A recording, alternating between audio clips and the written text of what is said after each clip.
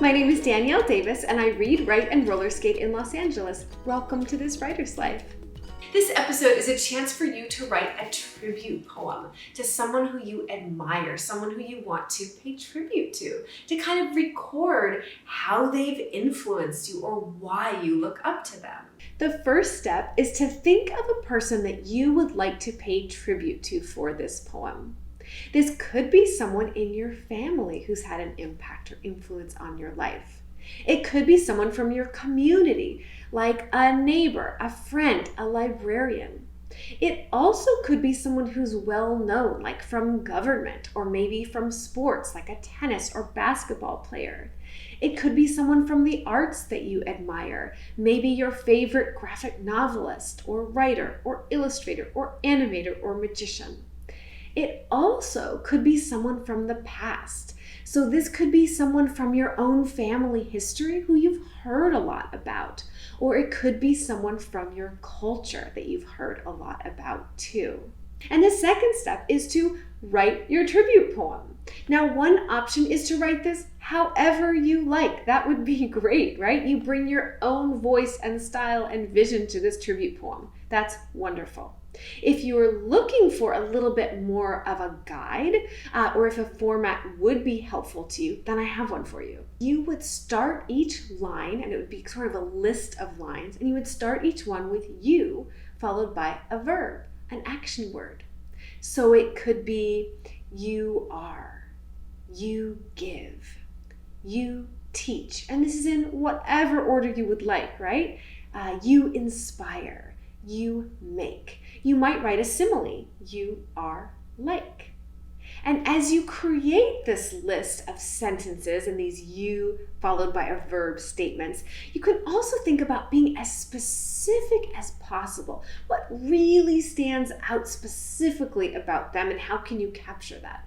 So like if you want to say you are nice, is there a more specific way from your own experience to say that? For example, you give me a candy bar. You give me a candy bar even when I know you want to eat it.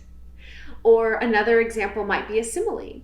You are like a Ferris wheel. You show me new perspectives and you're pretty twinkly too.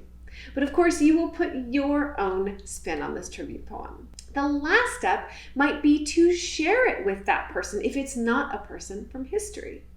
So if you're comfortable, you might give it to this person as a gift. You might recite it to them. You might even memorize it, which is a really cool exercise to do, memorizing a poem. And if you don't know them, you could always reach out to a librarian or teacher or parent and see if they can help you get the email address or mailing address of that person and share it with them that way if you would like to. And of course, there's a guide for you that's a PDF in the show notes of this episode to help you write your tribute poem.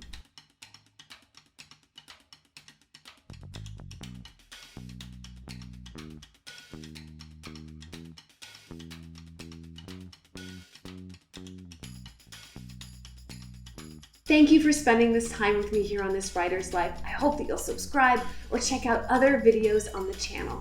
Parents and educators, you're invited to visit my website where you can also subscribe to my newsletter.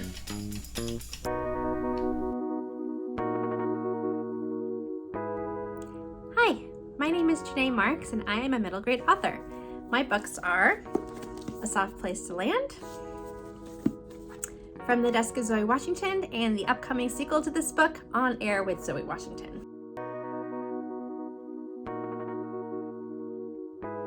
One thing that I've learned is how important it is for me to have an outline before I start writing. So, From the Desk of Zoe Washington was the first book that I ever published, but I wrote 3 other manuscripts before that did not get published. And in those manuscripts, I feel like that was when I was trying to figure out what I was doing, learning the ropes of writing a novel. And my first book, that first manuscript that still did not get published, I wrote an outline and I wrote the book straight through. And it actually wasn't too bad. It still took me a really long time to revise it as it was my first time writing a novel. But overall, having an outline really helped me.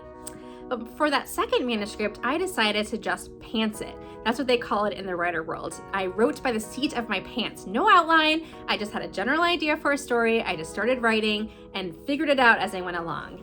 And that book turned out to be a huge disaster. The story just did not really have a sense of direction. By the end, I realized the plot just didn't make any sense. There were so many things missing. And ultimately, I realized that having an outline really helps me. And some authors disagree, but I think if you are starting out especially, it's just really good to have an outline. It doesn't necessarily have to be so scary to come up with one. One thing that I like to do is if you look online, there are so many different resources for coming up with a straightforward, simple outline. I like one that is only 7 points. So you're basically coming up with the beginning, the middle, the end, and a couple of little plot points in between. So you can look up the 7-point plot system if you want more information about that.